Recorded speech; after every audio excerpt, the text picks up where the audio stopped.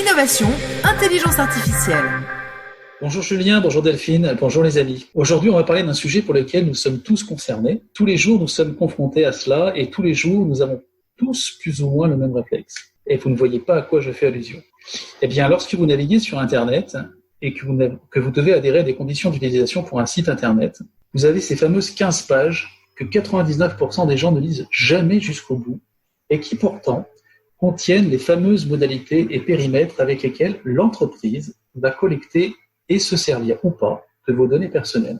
Voilà, mais tout ça, c'était avant qu'un entrepreneur ne décide de nous faciliter la vie et de protéger nos données personnelles. Aujourd'hui, il est avec moi et je suis très heureux de le recevoir dans la chronique Intelligence numérique.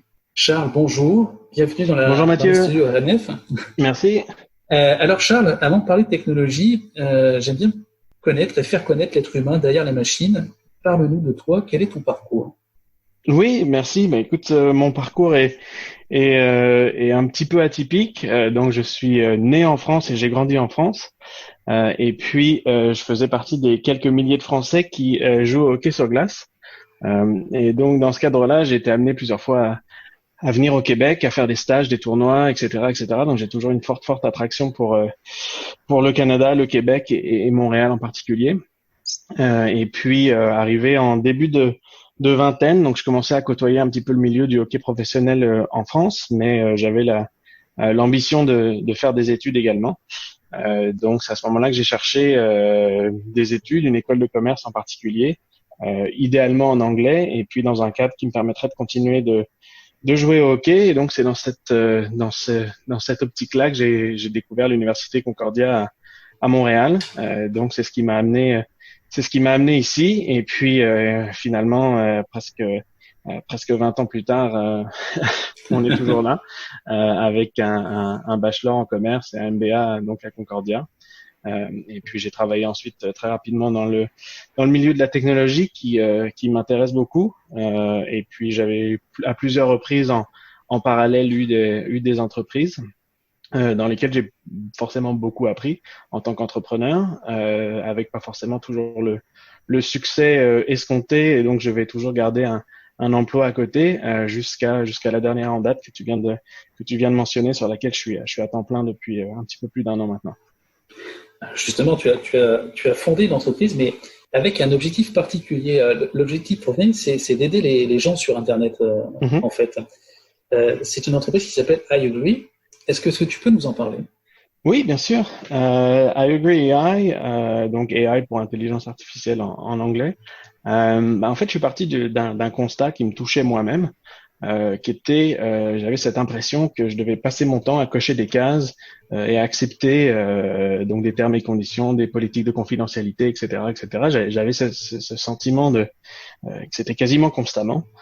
Et puis, ça petit à petit, ça commençait à engendrer un peu un malaise chez moi, où j'avais l'impression j'étais pas en accord avec moi-même. J'étais en train de dire quelque chose qui était faux. Je disais que je les avais lus et que je les acceptais, alors que je les avais pas lus. Donc j'ai commencé un peu à me porter sur le sujet. C'est une vague un peu, c'est un élan, je pense que tout le monde a ressenti, où les données personnelles sont devenues un petit peu un enjeu. Donc j'ai commencé à me porter à ce sujet-là, mais j'étais pas dans les premiers. Je suis pas un défenseur des droits et de la vie privée de la première heure. C'était plus ce constat-là, c'était plus j'accepte, je dis quelque chose, je m'engage sur ma parole, et donc je voudrais que ce soit vrai. Donc c'est comme ça que j'ai commencé à les regarder de temps en temps, au moins essayer de les survoler, de chercher des mots-clés dedans, de voir s'il n'y avait pas quelque chose avec lequel vraiment je pourrais être en désaccord. Et puis, en fait, en faisant cet exercice-là, assez rapidement, je travaillais déjà donc dans le milieu de l'intelligence artificielle, donc j'avais des notions de ce qui pouvait être fait. Et puis, c'est dans ce cadre-là qu'en fait, je me suis rendu compte assez rapidement que c'était un problème qui était tout à fait facile, entre guillemets, de résoudre avec l'intelligence artificielle et avec le traitement automatique du langage en particulier. Et alors concrètement, pour l'utilisateur, ça veut dire quoi en fait ? C'est que vous synthétisez en fait les vingtaines de pages de conditions générales que jamais personne ne lit, puisque tout à l'heure tu faisais allusion sur le fait que je ne le lisais pas, mais je pense que 99% des gens ne le lisent pas. Et en quelques paragraphes importants sur lesquels l'internaute peut être vigilant, en fait, c'est ça ? Mhm. Oui, alors en fait, si on veut revenir un petit peu sur la statistique, il y en a plusieurs qu'on trouve sur Internet. En général, effectivement, je pense que 90% des gens ne les lisent pas du tout, et il y a un petit 10% qui faisait un peu ce que je faisais au début, c'est-à-dire qui les regardent un peu dans leur ensemble, qui regardent un peu la longueur, cherchent quelques mots, essayent de s'assurer qu'il y a pas grand-chose de vraiment choquant dedans. Mais donc effectivement, il y a une énorme majorité de gens qui les lisent pas. Donc très exactement ce qu'on fait aujourd'hui, on a entraîné un algorithme, donc avec du machine learning, donc de l'apprentissage automatique, à reconnaître si une clause, donc on y va clause par clause, est importante ou non pour un utilisateur.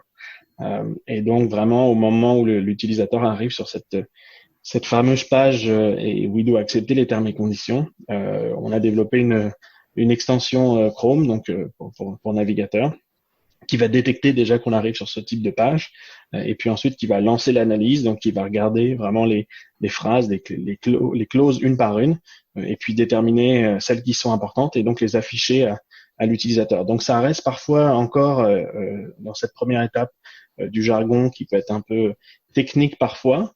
On vise à plus long terme à vraiment faire une espèce de traduction en fait et à le traduire en langage commun pour vraiment Vulgarisé. pour monsieur et madame tout le monde, pour vulgariser exactement. Mais on pense que si on présente à l'utilisateur quelque part entre 5 et 10 phrases, ça dépendra bien évidemment des sites, même si c'est des phrases qui peuvent être un peu techniques, quand j'en ai que 5 ou 10 à lire, je peux me concentrer un peu et faire un petit peu un effort et comprendre un peu l'essence du contrat. Alors qu'évidemment, si on nous envoie 250 clauses d'un seul coup dans un bloc de texte, euh, là, ça devient plus difficile et c'est beaucoup plus indigeste. Donc c'est cette vision-là de présenter les clauses qui vont être identifiées et puis d'en donner simplement quelques-unes. Et ensuite, vraiment, nous, on n'a pas une volonté de porter un jugement et de mettre de code couleur pour dire c'est bien, c'est pas bien, attention, etc. On veut vraiment laisser le choix à l'utilisateur de prendre sa décision au final, mais on veut simplement lui mettre en avant les choses qui sont importantes pour lui. Et puis ensuite, libre à lui de les accepter ou non, ou surtout de potentiellement modifier son comportement. C'est-à-dire qu'il y a certaines plateformes où quand on sait ce qui se passe ou quand on sait qu'il y a des pénalités, par exemple financières pour certains comportements, c'est sûr qu'on va faire attention pour ne pas l'avoir. Et donc c'est plus ça cette C'est toujours logique-là bon, ça, pour. de transparence. Exactement, ouais. Alors, d'un point de vue technologique, est-ce que tu peux, c'est peut-être sans trop dévoiler ce que vous faites, mais Le secret. un petit peu comment ça se passe? Oui, bien sûr. Alors en fait, donc on a vraiment profité de la percée en intelligence artificielle de ces dernières années et très particulièrement donc du traitement du langage, donc le NLP en anglais, donc Natural Language Processing, qui est traduit en français par le traitement automatique du langage. Qui est en fait un champ qui existe depuis des années, mais qui avec les avancées dans l'intelligence artificielle de ces dernières années a connu vraiment une grosse percée. Et donc, en fait, c'est relativement simple. C'est-à-dire qu'il suffit d'entraîner un modèle. Et donc, on le nourrit avec des données, avec des exemples. Et on lui dit, cette phrase-là est importante, cette phrase-là elle ne l'est pas, cette phrase-là est importante, etc. Et donc, à mesure qu'on avance et qu'on donne des exemples, le modèle gagne en précision et sa capacité à déterminer une phrase importante de non importante augmente. Et donc, une fois qu'on est arrivé nous-mêmes avec un modèle qui tournait autour de 90%, là, on s'est dit que c'était le moment où on avait quelque chose un peu entre les mains qui pouvait déjà, même si on est loin de la perfection, qui pouvait déjà commencer à servir. Et donc, on a créé une version bêta de notre extension Chrome qui est sur notre site internet. D'ailleurs, j'invite les gens qui seraient intéressés à s'y rendre et puis à rejoindre notre bêta. C'est pas très compliqué d'installer une version bêta, mais c'est peut-être pour les utilisateurs un petit peu plus habitués et avancés. Et puis en fait, ces utilisateurs eux-mêmes, donc dans le quotidien, utilisent maintenant l'extension Chrome et puis nous donnent un retour sur les phrases qu'on va proposer et donc nous indiquer si effectivement oui c'était des phrases intéressantes ou non. Et donc ça permet en fait de continuer de collecter de l'information et d'en réentraîner le modèle avec ces exemples fournis par les utilisateurs. Donc, on est sur une approche plus collaborative en plus. Exactement, ouais. Super. Et justement, concernant les données personnelles, quelle politique iAgree AI développe par rapport à ce sujet? Oui, bah effectivement, c'est vrai que c'est un sujet important en ce moment. Donc nous, on a pris la politique de ne collecter quasiment aucune donnée. On prend uniquement l'adresse email au moment où l'utilisateur se crée un compte. Et c'est plus pour des questions de s'assurer qu'il n'y a pas un utilisateur qui surcharge le réseau. Donc c'est plus pour éviter d'être entre guillemets piraté ou hacké que vraiment par souci de savoir qui sont nos utilisateurs. Donc c'est vraiment la seule chose qu'on collecte.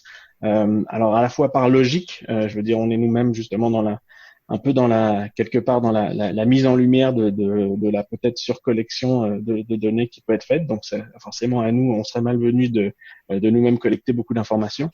Et puis ensuite, même un petit peu je dirais par philosophie, je pense qu'il y a un virage qui est en train de s'activer, et donc je pense que ça va devenir un avantage concurrentiel pour nous d'être dans les gens qui collectent pas des données.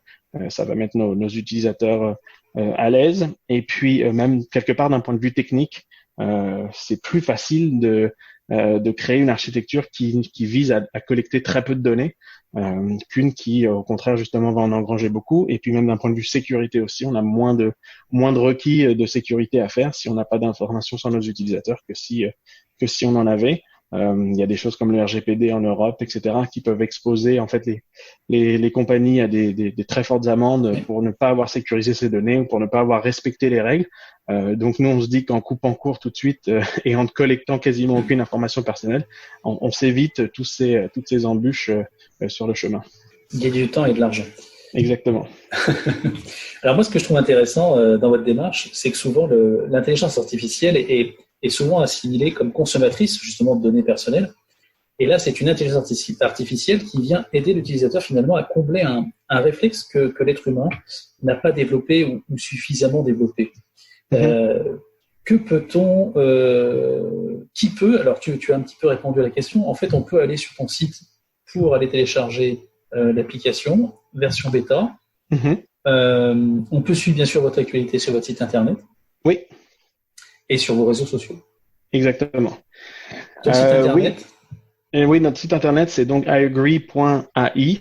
Okay. Et puis sur les réseaux sociaux, iAgree.ai, on est sur LinkedIn et Facebook principalement, puisqu'on est une extension Chrome, donc on faut que ce soit une expérience desktop, on va dire, et non mobile pour l'instant. Mais oui, écoute, pour en revenir à qui peut avoir accès, nous, on a vraiment la volonté que le produit soit disponible pour monsieur et madame tout le monde. Donc, on est encore en train forcément de regarder beaucoup de choses. On est une start-up relativement jeune, et donc notamment notre modèle d'affaires, notre modélisation de revenus, etc. Mais pour nous, c'est vraiment clé d'avoir toujours au moins une version gratuite de l'application. On pense que d'aider, on veut aider vraiment le plus de gens possible et pas forcément seulement ceux qui en ont les moyens.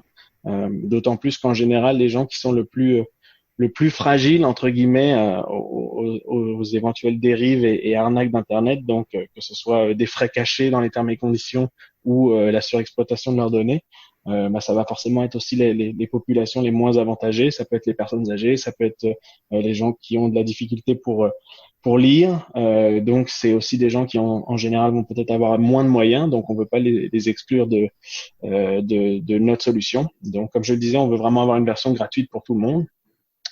Aujourd'hui, on est en version bêta, c'est relativement simple et on donne les instructions sur notre site internet pour l'installer, mais c'est juste, comme je le disais, peut-être un petit peu plus réservé aux gens qui ont l'habitude d'installer des programmes un peu plus d'une manière un peu plus exotique que simplement de cliquer sur un App Store ou sur un Play Store. Donc voilà. Après, c'est sûr que les gens se rendant sur notre site peuvent nous encourager. On va faire une page de dons pour les gens qui aiment le projet et puis qui veulent nous soutenir. Et puis on a également aussi un modèle d'affaires qu'on regarde où en fait on est contacté par des gens qui aiment ce qu'on fait, qui ont eux-mêmes leurs propres clients et qui se disent j'aimerais offrir votre solution à mes clients. Je trouve que c'est un bon message que je leur envoie pour les les appeler à faire un petit peu attention à ce qu'ils font sur Internet. Et donc, dans ce cas-ci, on offre notre solution en white label, donc en marque blanche. Et puis, on signe des contrats d'1 an, on change le logo, on met le logo du partenaire. Et puis, lui, il l'offre ensuite à ses clients. Donc, ça nous permet de survivre pendant qu'on continue de construire et puis de grandir et d'aller chercher ensuite éventuellement des plus grands partenaires. Parce que c'est vrai que, comme je vous disais, la notion d'avoir une version gratuite, c'est pas forcément toujours en ligne avec les besoins éventuels des investisseurs ou des différents partenaires financiers qu'on peut rencontrer. Mais nous, c'est vraiment c'est non négociable. Donc, il faut qu'on trouve des moyens un peu créatifs de faire rentrer l'argent pour faire survivre la compagnie le plus longtemps possible, en attendant qu'effectivement on décolle et qu'on arrive à avoir quelque chose de plus dans lequel on va peser. Mais peut-être que vos premiers clients ou les organisations qui pourraient soutenir en tout cas votre démarche, on pourrait imaginer que ça pourrait être un gouvernement, par exemple. Oui, effectivement, ça pourrait être un gouvernement. C'est vrai qu'on a eu quelques discussions avec différents organismes.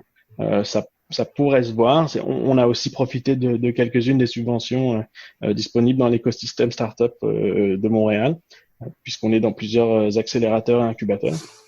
Donc le gouvernement indirectement nous a facilité les choses jusqu'à maintenant. Et puis effectivement dans les organismes existants, ça peut aussi faire partie des partenaires. Charles, merci d'être venu à notre rencontre. Merci Mathieu. C'était un plaisir de te recevoir et puis on vous souhaite le meilleur. Merci beaucoup. Merci, à bientôt, bye bye. C'était Innovation, Intelligence Artificielle.